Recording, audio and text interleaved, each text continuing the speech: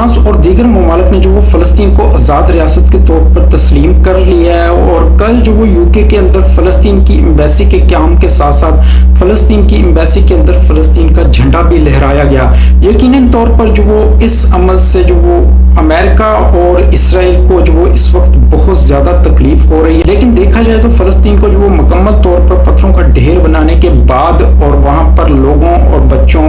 और ख़वातीन को शहीद करने के बाद जो वो इस तरह से फ़लस्तीन को तस्लीम किया जा रहा है, अब वहाँ पर बचा ही क्या है, जस्ट चंद जो वो लोग रह गए हैं उनको भी इनका ख़त्म करने का ही प्लान है। ये जो अभी तस्लीम कर रहे हैं ये भी जस्ट डिस्ट्रैक्शन के तौर पे ही तस्लीम कर रहे हैं। दरअसल हकीकत जो वो इनकी अपनी आवाम जो वो इस वक्त हुकूमत और जो गजा के अंदर जेनोसाइड चल रहा है उसके बहुत ज़्यादा खिलाफ है और मुजाहरे जो वो मुसलसल बढ़ रहे थे इन मुल्कों के अंदर। इस वजह से अचानक ये हमें आज़ाद रियासत के तौर पर तस्लीम करना भी दिखाई दे रहा है। और यही नहीं, इनका मकसद जो वो 2 स्टेट सोल्यूशन कहकर जो वो इसराइल को भी तस्लीम करवाना है, जो ममालिक जो वो इसराइल को तस्लीम करने के लिए तैयार नहीं है। ये ब्रिटिश हुकूमत ही थी जो इसराइल को जो फ़लस्तीन के अंदर ज़बरदस्ती घुसा कर लेकर आई थी और ज़बरदस्ती फ़लस्तीन के अंदर जो वो इसराइलियों का जो वो इन लोगों ने कब्जा करवाया था। और यही नहीं, अब तक ब्रिटिश हुकूमत जो वो इसराइल को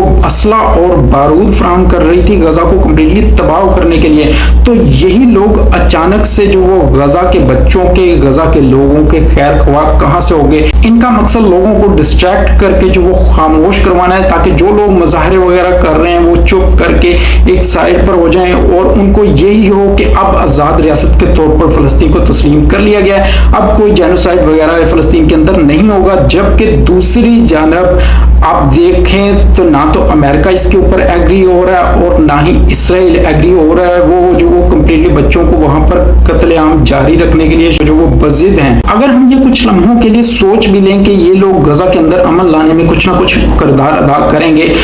तो ये इसी तरह से होगा कि ये लोग गजा के अंदर जो लोगों को एक कॉर्नर के ऊपर लाकर खड़ा कर देंगे। ऐसा नहीं होगा कि गजा के अंदर लोगों को उनकी जमीन वापस दे दी जाएगी, बल्कि उनको एक कॉर्नर पर लाकर, एक पॉइंट पर लाकर जो वो खड़ा कर देंगे जहां पर उनको कत्लेआम करना, उनको शहीद करना इनके लिए और भी ज्यादा आसान होगा। जैसे कि पहले इन लोगों ने सीज फायर का बोलकर जो वो गजा के अंदर जो वो शहीद किया था लोगों को। तो जैसे कि मैं पहले बोलता रहता हूँ कि इनसे किसी किस्म के अच्छे की उम्मीद मत रखें, तो मैं अब भी यही कहूंगा कि ये जस्ट एक ट्रैप की तरह लग रहा है।